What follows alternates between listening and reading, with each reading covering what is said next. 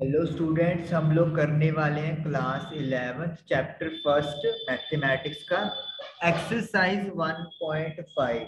हम लोग question number 6 पे आ गए हैं, जिसमें क्या है, U be the set of all triangles in a plane. Universal set है जिसके अंदर एक प्लेन में जितने ट्राइंगल्स हैं वो सारी ट्राइंगल्स का हमने सेट बना लिया। If A is the set of all triangles, और ए एक सेट है जिसमें वो ट्राइंगल्स हैं विद एट लीस्ट, इसमें कम से कम one angle different from 60 degree.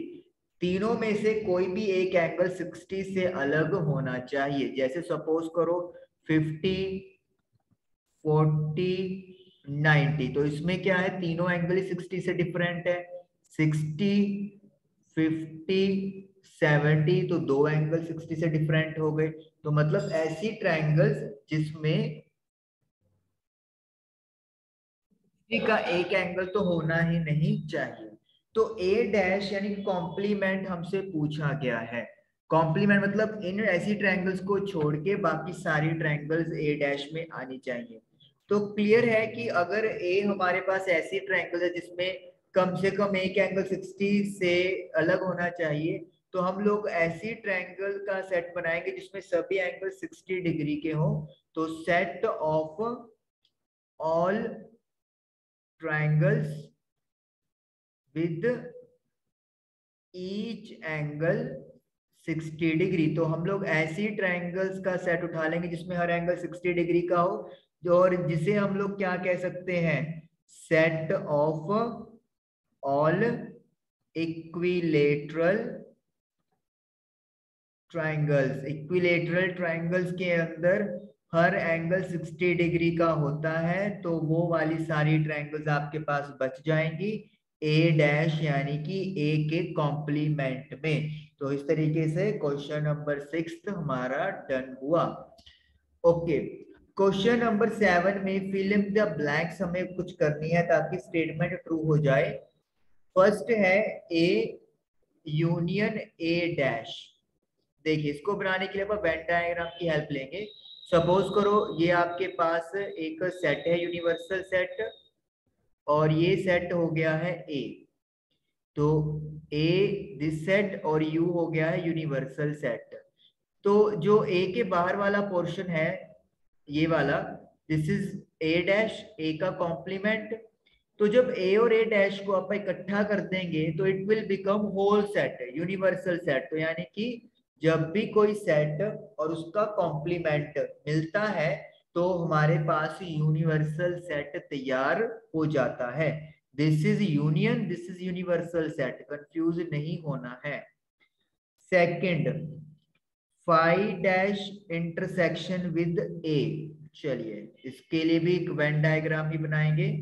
This is universal set U. सबसे पहले ए की बात करेंगे हम लोग। सपोज कर लो this is my set A. Phi का मतलब क्या होता है? फाई का मतलब होता है नल सेट, मतलब कोई भी एलिमेंट नहीं। मतलब फाई क्या होगा, इस यू के बाउंड्री के बाहर, यू की बाउंड्री के बाहर वाले सारे एलिमेंट किस में आ जाएंगे, फाई में आ जाएंगे। तो जो फाई डैश होगा उसका मतलब क्या होगा कि बाहर वाली चीजों को छोड़ के सारा ये वाला पोर्शन, यानी कि phi dash is equal to union, कैसे, सॉरी, यूनिवर्सल सेट। फाई का मतलब है वो एलिमेंट जो यूनिवर्सल सेट से बाहर हैं। तो फाई डैश का मतलब क्या होगा, वो सारे एलिमेंट जो यूनिवर्सल सेट में आएंगे। तो इसका मतलब क्या है, फाई डैश को हम लोग यूनिवर्सल सेट लिख सकते हैं। तो यूनिवर्सल सेट यानी कि यू और ए का इंटरसेक्शन, दोनों के बीच में कौन कॉमन आ रहा है, दोनों के बीच में ए वाले एलिमेंट कॉमन आ रहे हैं। तो इसका मतलब क्या है, फाई डैश इंटरसेक्शन ए, ए बनता है। लेकिन आपको ये जानना जरूरी है कि फाई डैश जो होता है उसका मतलब यूनिवर्सल सेट होगा। चलिए, तीसरा पार्ट करेंगे हम लोग, लेकिन उससे पहले ये थोड़ा सा यहाँ पे क्लियर कर लेते हैं अपन। थर्ड पार्ट में है मेरे पास जो फिलिंग द ब्लैंक्स है, A intersection A dash. Okay, तो ये अपने पास ए है, इसी डायग्राम का हेल्प ले लेते हैं। तो इससे बाहर वाला क्या हो गया, ए डैश हो गया। यूनिवर्सल सेट के अंदर ये पोर्शन तो सेट ए को चला गया, तो जो बाकी पोर्शन बच गया है दैट इज ए डैश, यानी कि कॉम्प्लीमेंट ऑफ ए। अब ए और ए डैश में यानी इन वाले एलिमेंट्स में और बाहर वाले एलिमेंट्स में क्या कुछ कॉमन दिख रहा है आपको? बिल्कुल भी नहीं। हमने तो ये पढ़ा है कि ए वाले एलिमेंट ए डैश में नहीं आएंगे, तो इसका मतलब क्या है, दोनों के बीच में कोई भी कॉमन एलिमेंट नहीं है, तो it will be a void और नल सेट। तो इसका आंसर 5 आ जाएगा। Next fourth is you dash intersection A. चलिए इरेज कर लेते हैं हम लोग यूनिवर्सल सेट। तो सबसे पहले तो यूनिवर्सल सेट बना लेते हैं। This is universal set you, और हमें चाहिए एक ए, तो ए भी बना लेते हैं आपका।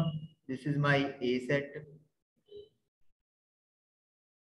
अब u डैश का मतलब क्या होता है? यूनिवर्सल सेट के एलिमेंट को छोड़ के बाकी सारे एलिमेंट, दैट इज ये बाहर वाला हिस्सा। तो ये बाहर वाला जो हिस्सा है दिस इज u डैश। तो u dash is equal to, can we write 5? 5 हो गया। अभी हमने पढ़ा यहाँ पे कि 5 क्या होगा, यूनिवर्सल सेट के सारे एलिमेंट को छोड़ के वो सारे एलिमेंट 5 में आ जाएंगे, मतलब कुछ भी नहीं। तो इसका मतलब u dash is equal to, you can say 5 एक तरीके से। तो बाहर वाले और ये इंटरनल ए वाले, क्या इनमें कुछ आपको कॉमन दिखाई दे सकता है? अगर हम लोग उसको 5 ना भी माने, सपोज कर लो आप इसको 5 मानो ही मत, आप एक नया सेट मान लो जिसके अंदर कोई एलिमेंट है जो यू वाले नहीं है, तो यू डैश और ए, यू डैश बाउंड्री से बाहर है, ए आपका ये रहा, क्या इनमें कुछ भी कॉमन हमें दिखाई दे रहा है? बिल्कुल भी नहीं दिखाई दे रहा। तो इसका मतलब क्या है, दिस विल बी योर 5, कुछ भी कॉमन नहीं है। तो इस तरीके से हमारे 4 पार्ट्स 7th क्वेश्चन के डन हुए। एक्सरसाइज 1.5 खत्म हुई। आई होप कि आपको समझ में आया होगा। Thank you for watching the video.